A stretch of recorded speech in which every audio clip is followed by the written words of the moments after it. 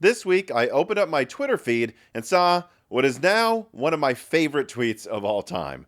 The head of Xbox, Asha Sharmer, tweeted that despite the Magnus APU designed for Xbox Helix during the Phil Spencer era, having a dedicated NPU that was undoubtedly originally meant to turn Microsoft's next-gen console into a glorified Alexa, in the same way that Kinect turned Xbox One into a glorified TiVo. Despite that, she was axing Copilot in Microsoft's Xbox consoles. And I have to say that upon seeing this, now I'm getting even more excited that she is the one who has taken over from Phil Spencer. I mean, look, I've already had good feelings about her. I outlined that in the last Broken Silicon. We had a whole segment on how I was getting a good vibe from what's going on over there at Xbox. But this right here, this axing of AI Copilot crap, this tells me she actually does understand what her fans want, and she is ready to make bold, non-Microsoft corporate-y decisions. Because you know a lot of high-ups at Microsoft are pushing Copilot hard on everything Microsoft makes, that she's willing to make these bold decisions that her community wants to win it back. And this is just really amazing news. And if you look online, well, you can already see that it has bought her a ton of well-deserved goodwill. But that's not the only Xbox news that's come out this week. There's also been the Spring 26 Game Dev Update, and today I want to go through the notables from that presentation, because there was quite a lot, actually, that most people probably don't have time to go through.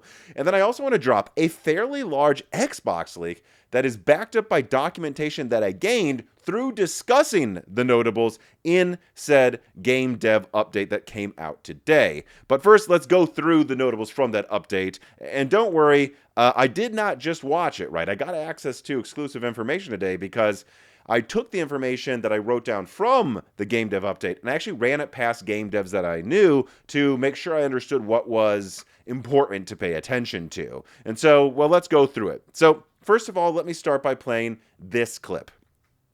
And so I think one of the fundamental things that we're doing differently with this generation is we're really trying to, as opposed to designing one piece of silicon for an individual device, we're now designing a family of silicon that will work across many different form factors, from your console to a handheld. And the same technologies that we're introducing will also show up in AMD's discrete GPU roadmap and the same chips that power the cloud. Because ultimately what we're trying to do is we're trying to provide one common platform for game developers so that you can design and optimize your games and have confidence that they can run well across a whole spectrum of devices. Honestly, this here should really concern NVIDIA. This sounds like RDNA 5 will have a massive optimization advantage over NVIDIA on PC because it directly shares an RDNA 5 chiplet, Xbox Helix does, with desktop RDNA 5 graphics cards. And of course, it shares an architecture with tons of other AMD products that will run Windows as well. Actually, if you want to learn more about how that works, there's a Magnus leak I've already put out. This should also, by the way, as I've also outlined in a video, concern Valve too. This is them, Microsoft, directly trying to make the most developer-friendly pipeline for making games possible that goes around Steam and goes through Xbox Series X, the Ally X, all of that, and does so on a gaming architecture that everyone will be very, very familiar with. I do also think this is a threat to Valve. Right, moving on. Then there's this slide that looks old, but well, this is up though. The speaker actually said some stuff that's pretty interesting regarding AI.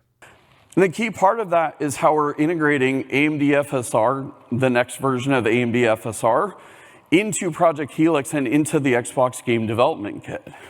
And this is really designed for that next generation of neural rendering techniques, whether that's neural materials, whether that's generated images, or even if you think about things like the latest ML-based upscaling techniques or super resolution techniques. You think about brand new ML-based multi-frame generation. And there's even new capabilities such as a brand new ray regeneration technique that's really designed to deliver high performance ray tracing for both real-time ray tracing and path tracing. Now, I have to admit that at first I was taken aback that he mentioned neural rendering. I mean, I haven't hidden how much I hate DLSS 5, that demo that came out recently that lit the internet on fire. But if you'll notice, I do feel like Xbox has read the room a little bit here. Maybe I'm wrong. Maybe later this year they'll show off some tech demo that looks like more AI slop faces thrown all over the place. But it seems to me that when they say neural rendering, they then go on to say, which could include all this stuff like neural texture compression, which I'm fine with, maybe new forms of frame gen, which I don't like, but a lot of people do, and more. And so I think we will see here. There's still some cause for concern, but I feel like they're turning neural rendering into just meaning anything else you use the AI components of a graphics card to make stuff through like AI acceleration, not necessarily AI slop. Also moving on, this was also said explicitly. Beyond the SoC, it also includes an order of magnitude increase in ray tracing performance and capability beyond what's currently possible with the Xbox Series X and S. And so again, this is notable because there were a lot of people that have been arguing with me with what I've said about RDNA 5's ray tracing capabilities and what that will mean for Xbox Helix and the PlayStation 6. Those people are just so wrong about how large of an uplift this is going to be.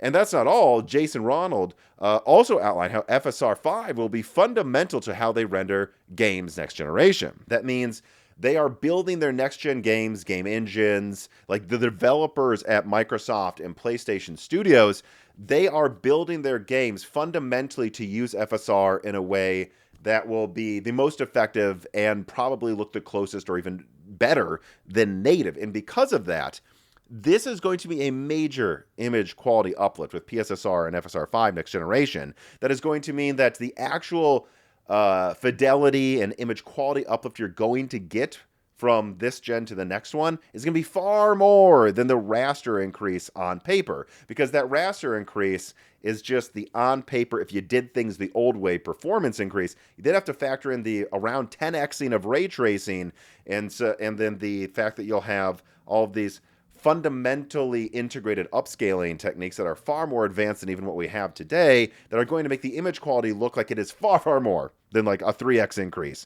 or whatever some people are claiming out there, at least in scenarios where you're rendering games in a next gen way, not in an old gen way. Also, there was a talk of bringing console optimizations to PC, and as a PC gamer, that excites me a lot. I think that a lot of people are sleeping on how much Xbox Helix may actually be a boon for PC gamers. At least, let's hope that's what it's going to be. And besides that, there's not that much else I have to say besides this thing here about improving load times. Oh, and then there was this slide here about improving load times. I don't have a lot to pontificate about when it comes to this, but it is notable to me because I'll be honest with you, I don't know how you guys have been feeling, but honestly, I haven't been sure how much faster the SSDs will be in the next-gen consoles. I assume at least as good or faster, but I don't know. In this slide talking about working hard to improve load times and using faster storage tells me that there will be another leap in storage tech next-gen as well. Not as big as going from hard drives to above average SSDs with I/O controllers, but still probably a notable improvement, it seems. And they, again, like I said, they want to bring these improvements to PC as well, so PC gamers should be rejoicing, not just Xbox gamers. And then they said this. And I'm excited to share that we are going to send alpha versions of Project Helix to developers starting in 2027. And so there you go. This thing is shipping in 2027, despite what some people have been saying. And that's pretty much all there is to say about this, besides pointing out that they spent like half of the time actually on dev outreach. There's nothing for me to say about the dev outreach portion, except to highlight that, yeah, that's going to be very important for them. And they're hammering how easy it will be to put games on Xbox for a reason. They're doing this because they know that behind the scenes, and I can say this because I've spoken with developers behind the scenes about this, behind the scenes, a lot of game devs are not even sure if they want to port games to Xbox, as they don't know if they'll be around for a while and if it's going to be worth their effort. Xbox is putting in all of this effort because it is essential that they don't lose developers. And I don't think they will. I think they are going to get game devs to stick around for another generation, at least because of how easy they are making things and how well they are handling some next-gen initiatives, like, well, the one that I'm going to leak, Project Greenleaf, after an ad from a sponsor. This piece of content is brought to you by David. So, for the past few months, me and actually especially my girlfriend have been loving the packages of David protein bars that we had sent to us. David has stood out as one of our favorite things that I've been sponsored by because we keep eating them months after the ad deal started. And it's because they've delivered on everything. Taste, texture, and macros. Seriously, it tastes and feels like cookie dough in your mouth, and yet you don't feel like you just ate candy afterwards. That makes it the perfect like late night snack if I'm working on one of those videos. Like I actually do keep some next to me here in case I get hungry at like 9, 10, or 11 p.m. Well, I'm just trying to get that leak out for you all before I go to bed. And so I actually still do use them for that purpose. And so it's easy for me to recommend, whether you want the gold bars that have 28 grams of protein, 150 calories, zero sugar, and about 75% of the calories in those are from protein. I like these ones the most, but then there's also the bronze bars that are a bit more indulgent with 20 grams of protein, still 150 calories,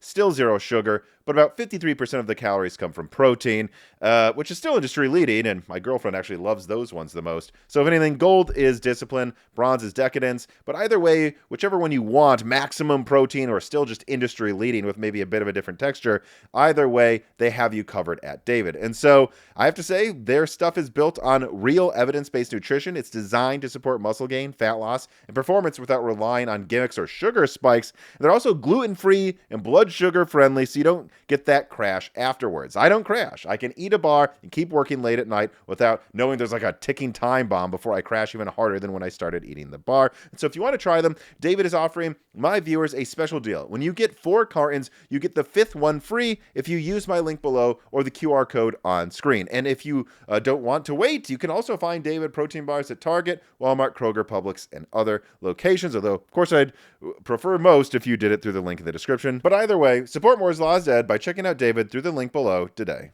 All right, so now let's get into the big leak of the day, Project Greenleaf. Now, technically, I think it would have been safe for me to share the entire set of docs that I have, as pretty much every major game dev apparently has them that works with Microsoft, so there's really no way to pinpoint it on someone, probably.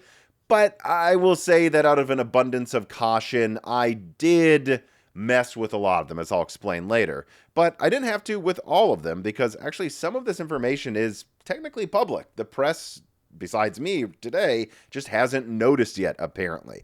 Like, for example, one of the Xbox Project Greenleaf documents that I have lists a set of links to developers that are doing tests, trialing the techniques that Project Greenleaf is working on rolling out this year. And one of those developers are the people that make Fortnite, and you can go to this test that they've already done, and I'm putting it here on screen. You see, they found some pretty massive power savings if they simply drop frame rates and resolutions at key parts of a game, whether that's when you're in a menu, in a lobby, waiting to get in a game, and they trialed it on a variety of different devices.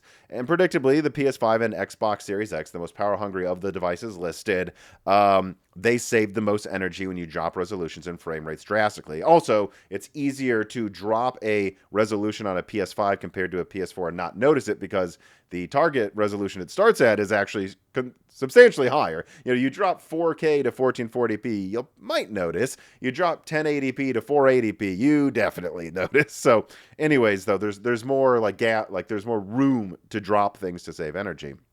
But actually, one thing that I need to emphasize on here that is also a through line of Project Greenleaf, yeah, they're trialing this stuff on non-Xbox consoles. This should bring power savings to games that are made by Microsoft that support this initiative on PlayStations.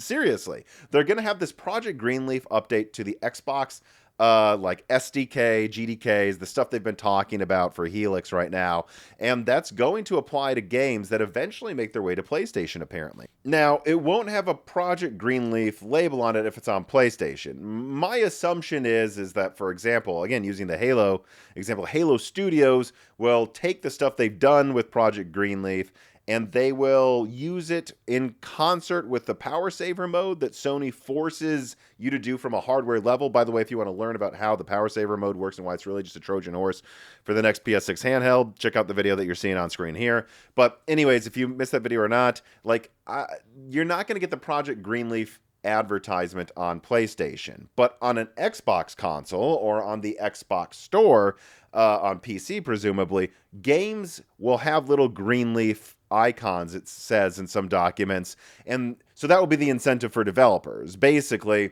if you play ball with Microsoft's Eco Initiative here, Project Greenleaf, then you get the benefit of, much like PS5 Pro enhanced games on the PlayStation Store, having an eco-friendly area where your game gets a special power optimized badge, or apparently there's also going to be a power optimized plus badge as well. But again, that would only apply on a Microsoft console. For Sony, it might just be there by default, and then they add a low power mode. I don't know. But I think this is interesting. This makes it much more of a widespread program. And if you care about the environment, I suppose, something that is going to make probably a lot more of an impact on the gaming energy usage out there than what we're seeing from PlayStation's low power mode. But as I'll get to at the end of the video, that's because PlayStation's power saver mode is not really a power saver mode. It's really a compatibility mode for the PlayStation 6 handheld. But now let's get into the documents here. And again, out of abundance of caution, me and my sources, we basically recreated some documents one-to-one. So they aren't exactly word for word the docs the Xbox partners have right now, but anyone with the real documents would instantly recognize any page that I'm putting on screen here. But I just wanted to be safe. So let's go through it. So this first one here I have to show because this is a part of a document that announces Project Greenleaf, and it also goes into PO and PO Plus, and those stand for Power Optimized and Power Optimized Plus modes. And I'm not going to dwell on this too long. This is kind of like the opening one-pager for what they're trying to do, but the goals are energy savings, but also making it so that if you're playing Xbox games on an Xbox Ally X or a laptop, that your games will have substantially longer play sessions. And I'll get to some benchmarks later here that show that actually this could be a huge deal for the Xbox Ally X. All right, now let's get to this page here. This is the strategic summary. Again, the previous page is just kind of the summary of the overall idea. This one gets into strategically why they're doing this. And the long story short is it's really two main things. Microsoft seems to have realized that if they push forward a marketing bonus for supporting Project Greenleaf in your game, that a lot of devs will feel incentivized to put that extra effort in to make their game save, as you'll see later in benchmarks, like 10, 20, 30, or 40%. And if they did that, they could probably make a pretty big shift in how much energy games use industry-wide. And so, well, they're kind of claiming that this is a good thing for the environment. But more so for gamers, the important thing is they mention handhelds tons of times, and they believe this could be a major asset in making them use less energy, and therefore competing better with the Steam Deck, Steam Deck 2, and other upcoming non-Windows gaming handhelds, which is really the competitive reason they're really doing this. It's not the eco thing, in my opinion.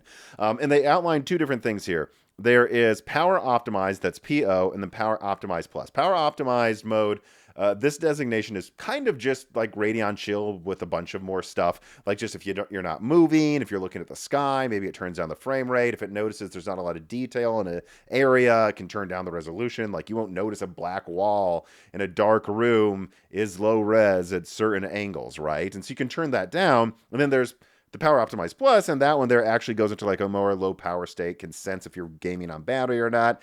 And so, yeah, that's really pretty much what you need to know from this page here.